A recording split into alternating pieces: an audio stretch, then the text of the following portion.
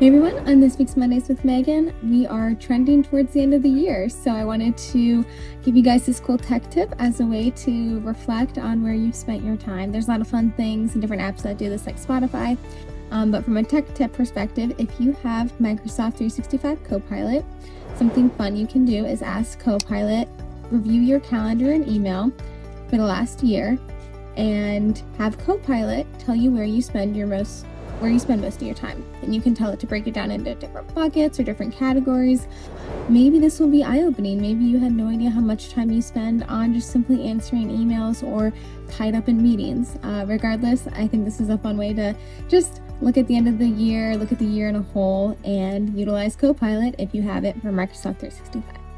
As always, have a great week, everyone, and make sure you subscribe to the YouTube channel and have a wonderful holiday season.